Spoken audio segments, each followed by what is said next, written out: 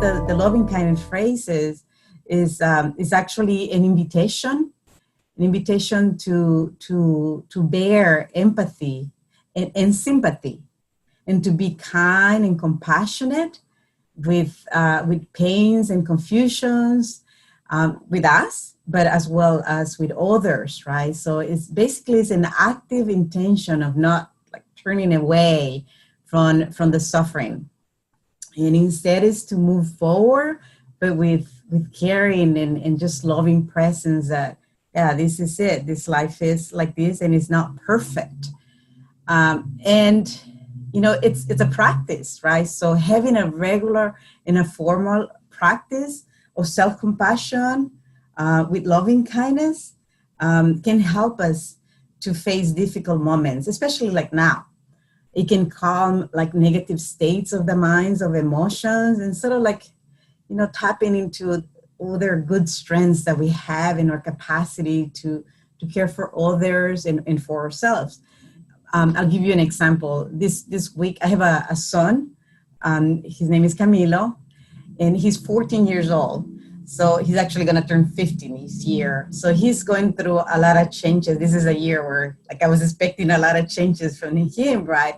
But staying at home has, I think, for all teenagers, has been really hard. And every week he tells me that he loves me, that he misses his friends, and that this is really hard and that it sucks, right?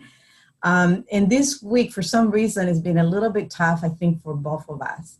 And so just a couple of days ago, I called him to join me for dinner. And so he came in like, why are you calling me like that? And I'm like, I'm just calling you. He goes, no, lately you're just like, you know, like you're upset all the time. And I felt so bad for him, because I go, oh my gosh, I'm adding a stress to his life. And I'm not even aware that that I'm being a little more reactive or tension. I was really, really feeling for him, because I know that he's going through a difficult time, right? And so immediately, you know, that the shame that I had a different tone of voice, and the guilt came to me, right? And then I paused and I say, oh my gosh, like I'm adding more suffering here even to me, without like really pausing and stop. So I kind of like stop, like, oh, wow, this is hard for me too. I don't think that I was really changing my tone of voice, but maybe there is some suffering, some underlying that I don't know. And he's feeling it and I'm feeling it. So that was an opportunity for me to pause, to bring that same caring attention and compassion that I was having for him and offering to him, to this cell, to this body. So that's just an example that Metta and the practice of self-kindness, self-compassion can be used and practical in difficult moments, right? So when we involve compassion for ourselves, especially, it is possible to observe the different ways how we hold ourselves and how we hold compassion and caring for others, right? And it's, you know, if we bring the same intention as we do it to a friend, to nurture the friend and to wish that they're okay, if we do the same thing for us, sometimes it's a little bit difficult, because approaching our suffering as we do it with a friend is not always naturally done. It's always easier to be kind, well, not always, but most of the time, to be kind towards others. And so that's why it is good to practice, and I invite you to practice it and to experience it with intention. So, you know, like I was giving you the example with my son, right? Saying when we do something, just whatever we do, we make a mistake, immediately self-judgment and criticism appears right away, right? I mean, at least for me, it's like, oh my gosh, why did I do this? Or why do I keep doing the same mistakes? But if somebody else that we care for does something that it could have been done differently or better, we'll tap them and say, oh, it's okay, you'll do it better next time, or it's fine, it doesn't look so bad. So is switching that same caring for us, that same gentleness toward us. So what if instead of like, you know, just being like tough and say that, oh my gosh, I can do this better next time. What if we become our best friend and say, oh, it's not so bad. It's not so bad. I'll give you another example of how sometimes we don't just see the subtle difference on how we treat others in a more gentle way and more caring than with ourselves. So I have a daughter. She's a nurse, and she works in a hospital that they treat positive patients with COVID. And so we were recently, like a few weeks ago, having a conversation, and she was telling me how stress and how much anxiety she was having because she was afraid that her dad, who babysits her 2-year-old son, my grandson, she was afraid that that if she was infected or that if the baby is a carrier, that he will get sick. And so she was really concerned about the impact that her work could have on the family, right? And I'm listening to her and seeing her suffering and her anxiety, and I'm really worried about her. I'm giving her my full attention and being really worried about her and thinking about her and giving her, tender words and trying to figure also, what to do, right? So we were both worried about what if of all the terrible possibilities and looking for solutions. And then at the end of the conversation, we both paused. And then I said, wow, here we are, worry about others. But can we just like come back and connect what we're feeling? I say, I'm your mom, and this is how I feel. And so moments like that, it doesn't become just about this body, this person, but it's a collective energy of caring and love for everyone. And caring for everyone in the same way, us and everybody else, you. So again, it's very helpful to pause, to practice. And we do this. It's also, being not just mindful that this is what the body is experiencing, but also mindful that is not just this, not just me, my daughter, but everyone and everything that is around us is connected, and that we all as human beings share the same vulnerability, and we all have those tender spots that need to be taken care of with gentle love. And so again, this is where I think that practicing over and over creates the conditions to respond with a positive mind and to hold a space for us and for others. And, just holding life as it is, without pushing away the things that are difficult, without really over-focusing in us, but just seeing into a larger context of everything and everyone that is around us. I like a woman, her name is Christine Neff. She's also a Buddhist. She's done a lot of extensive research on how to be better at being kind with ourselves. And in her studies, she outlines 3 fundamental elements to support a formal practice. She talks about one is allowing self-kindness to really penetrate into the practitioner, right? And not to let the self-criticism to take over the experience. Not to let judgment, self-judgment. And then the second one is to also always recognize that like we're all humans, we're all on this here together. And so to avoid falling into the isolation state that, oh my gosh, why is this happening to me? And the awareness, the mindful awareness of the state of the mind without really thinking it's just about me. So in the first one, right, like allowing the self-kindness to penetrate, but also being aware of how we judge ourselves. As I was giving you in the example with my son, right, is it's, to be like, I was feeling ashamed, and it was difficult for me to see my son upset. But, I kind of just let it be. Wow, I am really embarrassed because he's right. Maybe my tone of voice was different, right? And let me just be with this discomfort that I feel because I've done something that maybe was inappropriate. And just kind of accept it. Yeah, I am also having a hard time with this week. Right? And so that, just accepting, just seeing both sides sometimes is easier, excuse me, than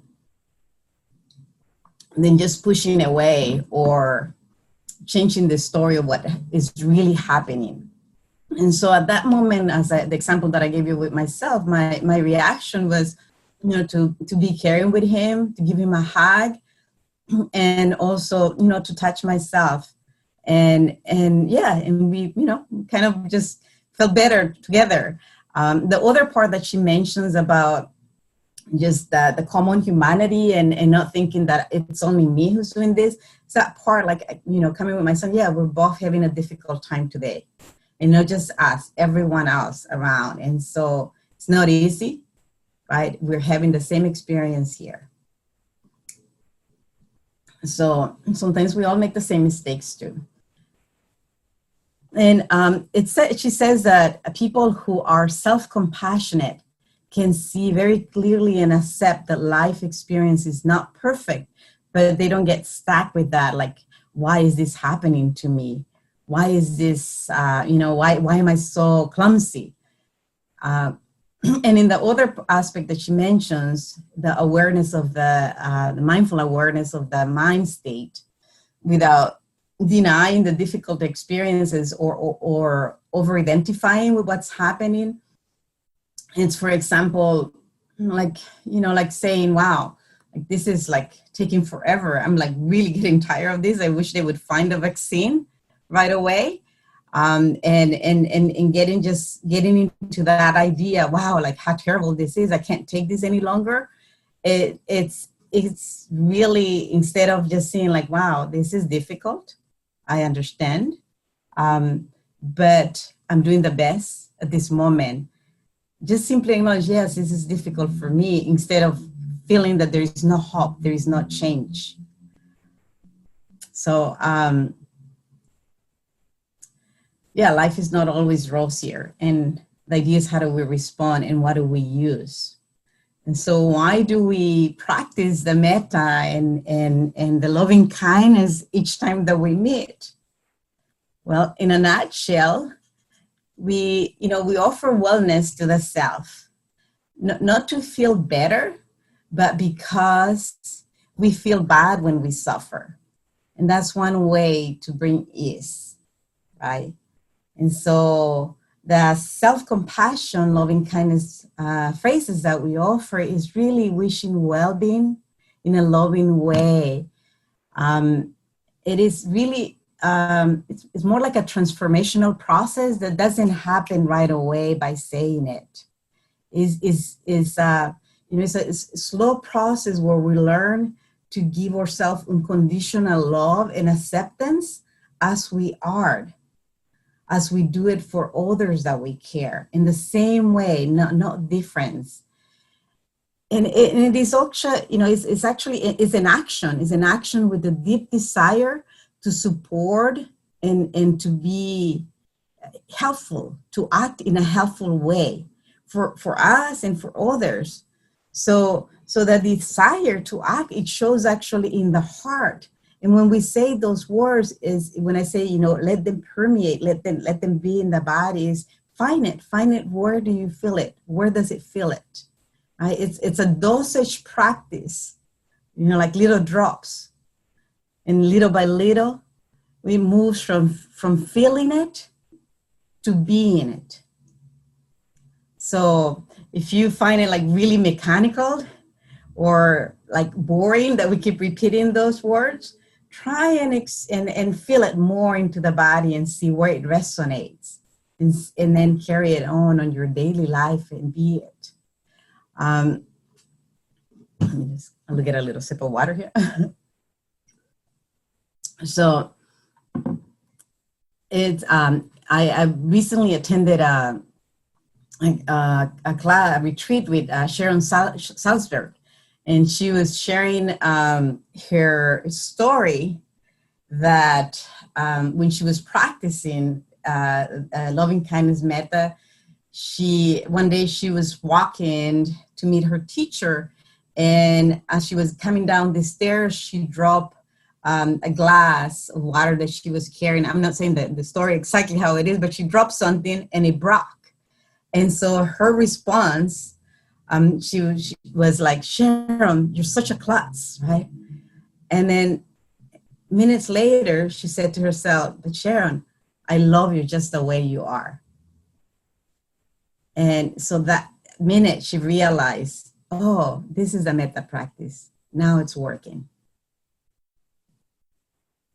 So when we are repeating the words, when we're practicing, we're planting seeds of kindness.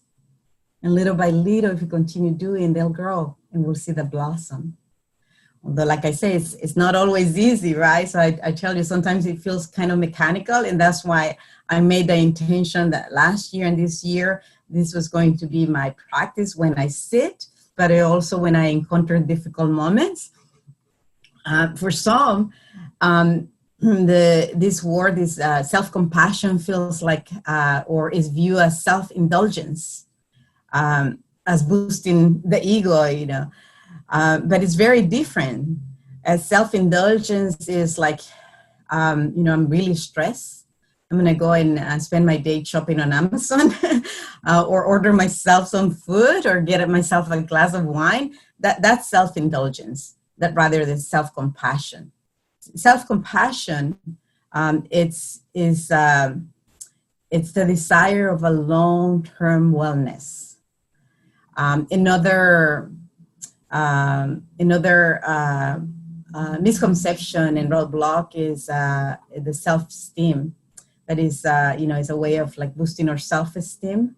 And it may look similar, but they are really different because self-esteem, it's really perceived in terms of value, whether, you know, cultural, social, or just value comparing with others.